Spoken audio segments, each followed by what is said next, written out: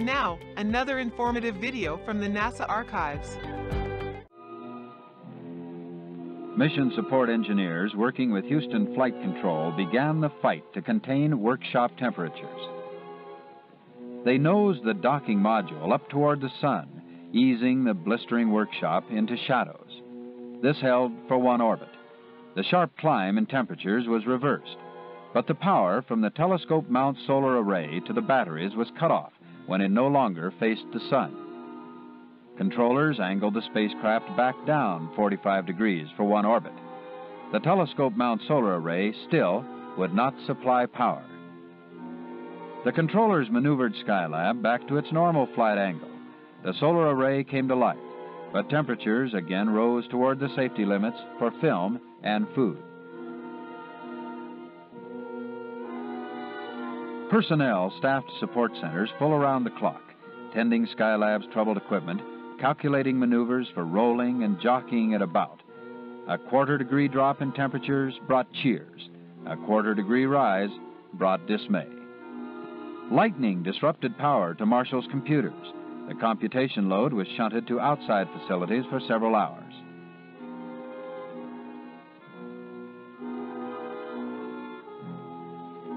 Some personnel did not leave their posts from dawn Monday through Wednesday night.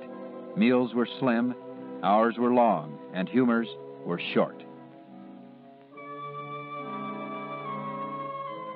Engineers and flight controllers won the first battle after 2 days, finding a flight angle for Skylab that would save the limited electrical power and most of the food and film.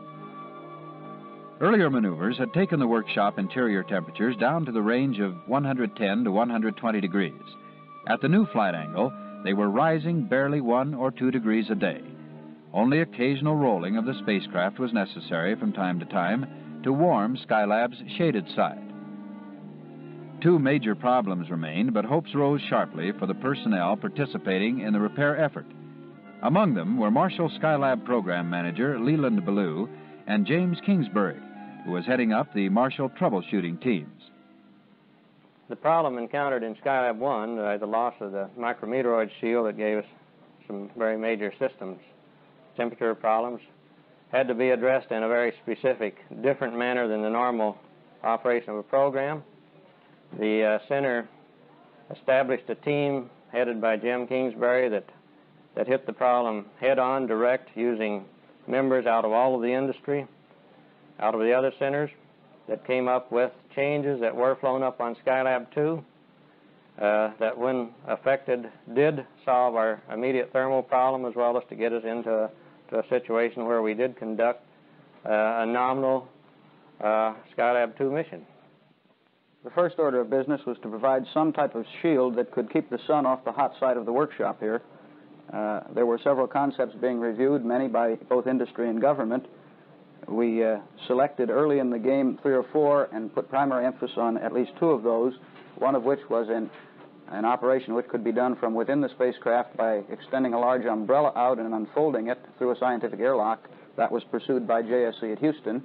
We here at Marshall were pursuing a concept of going outside the spacecraft on an EVA and unfolding a large window-shaped type of shade over the hot area. And by the day after launch, we had progressed a good distance on both of these design concepts. Many concepts were proposed and evaluated in conferences, the support team personnel wearing masks when they met with Skylab crewmen to abide by quarantine restrictions. Some concepts were inflatable devices.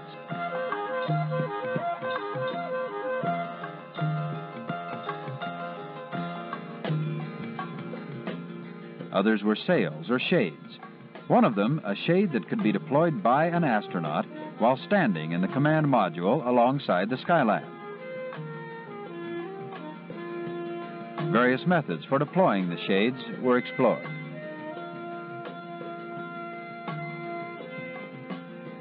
Shades were made of materials on hand, but these became too heavy when treated with paint. The shade had to survive the bare ultraviolet rays of the sun, but could be no thicker than 1 or 2 thousandths of an inch. 3 more shades were made of a material flown to Huntsville from Houston, and they remained light enough after painting.